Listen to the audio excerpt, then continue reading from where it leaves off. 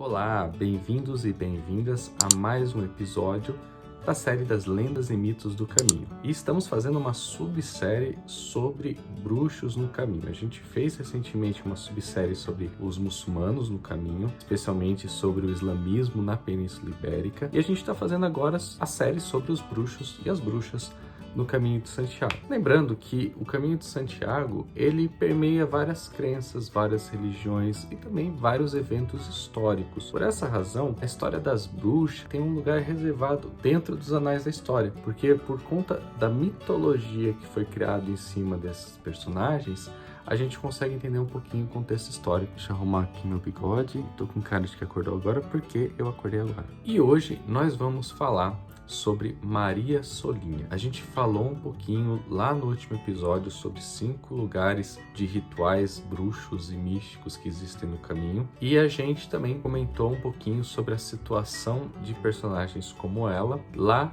no episódio sobre a Inquisição Espanhola no Caminho de Santiago. Todos esses vídeos eu vou deixar o link aqui na descrição para vocês acessarem também. Bom, a gente vai lá para Galícia e a gente vai contar um pouquinho a história dela. Mas antes, peço para vocês se inscreverem, deem seu like e compartilharem. Lembrando que os links das fontes estão todos na descrição do vídeo. Hora de mais um capítulo dos bruxos e bruxas do Caminho de Santiago.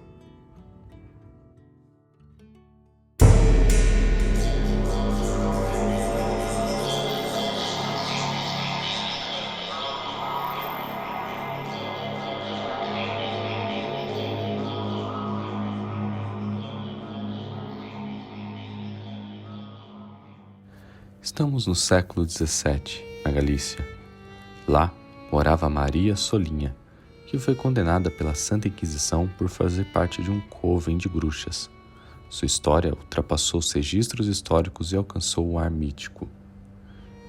E como no último vídeo dos 5 lugares ritualísticos do caminho, com link aqui na descrição, estamos de volta mais uma vez à Praia do Couro, onde vamos explorar melhor a história desta personagem e um pouco da sua relação com o Caminho de Santiago.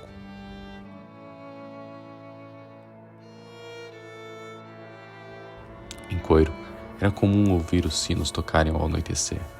Sinos que desempenharam um papel inusitado na vida de nossa personagem. Dizia-se que badalavam sozinhos, sob nenhuma força terrena impulsionando-os. Por volta de 1621, a moradora local Maria foi acusada, juntamente com outras mulheres, de frequentar covens na Praia do Couro desde 1617.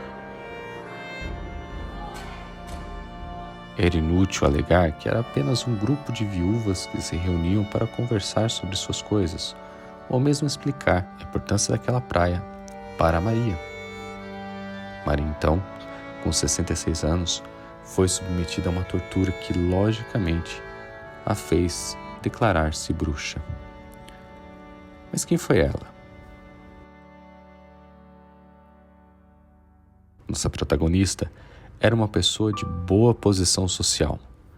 Nascida em Cangas em 1551, casou-se com um pescador chamado Pedro Barba, que chegou a fundar seu próprio negócio de pescado. Sua vida era próspera e sabe-se que eles tiveram filhos, mas não o número exato deles. O casal Barba Solinho morava em uma clássica casa no centro do município de Cangas. Possuíam várias fazendas e gozavam de influência local, mesmo após a morte de seu marido e irmão. Os homens da vida de Maria foram assassinados por turcos piratas na praia da região, a mesma que comentamos aqui. Este ataque levou ao declínio da vila de Cangas, que foi queimada em 1617 durante o evento. Dadas as circunstâncias econômicas do século XVII e da região após esse conflito, há uma hipótese que diz que a igreja e o Estado estavam interessados na fortuna de Maria Solinha e, por essa razão, criaram um plano para obter seus bens, algo comum nas execuções inquisitórias. Na pequena vila de Cangas, empobrecida e em declínio, Maria ainda era uma mulher muito poderosa, mas desprotegida. Poderosa política e economicamente, com a morte do marido e do irmão, a mulher tornou-se proprietária de uma infinidade de bens. Esses direitos permitiam-lhe participar nos lucros arrecadados pela freguesia.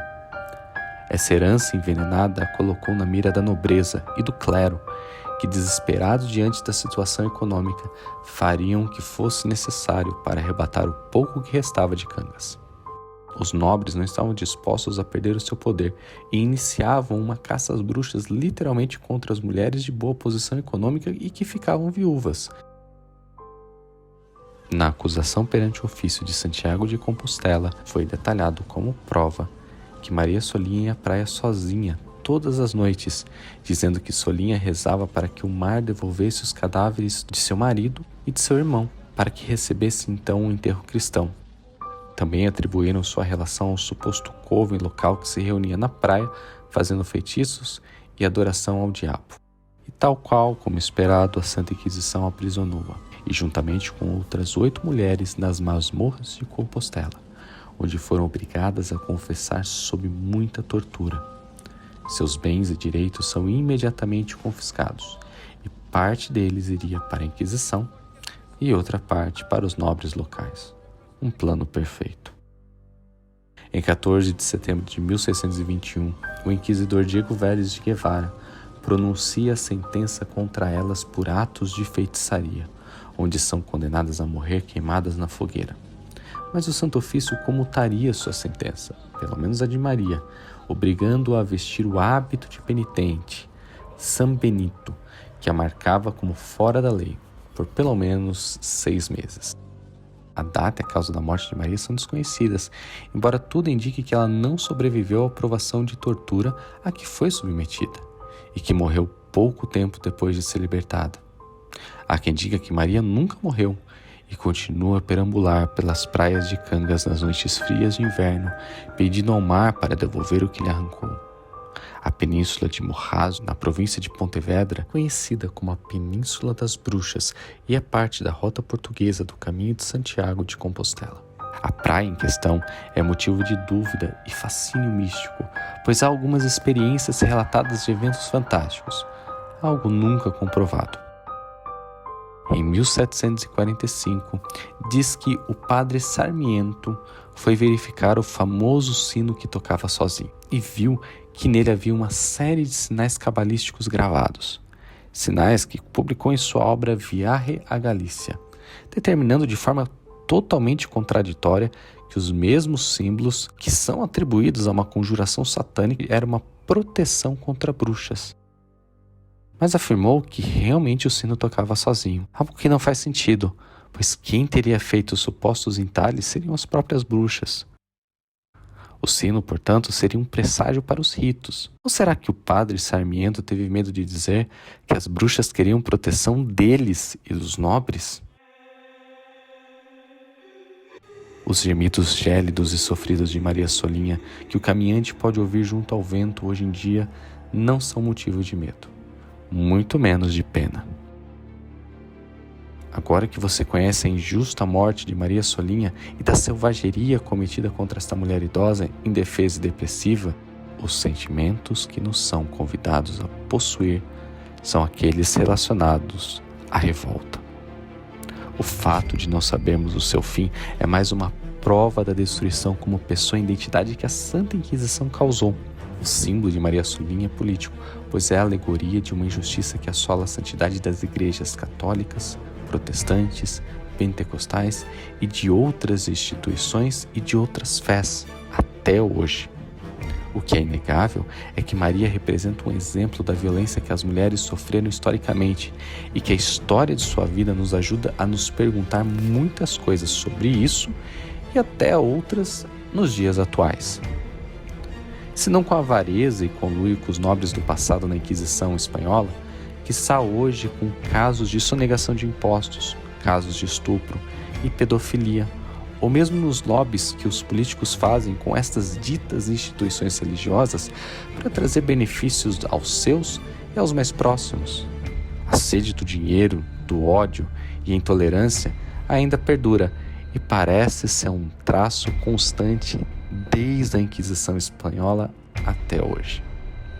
Os mesmos que levaram bruxa à fogueira, talvez sejam os mesmos que levaram Jesus à cruz, e talvez os que levam hoje os excluídos à marginalidade.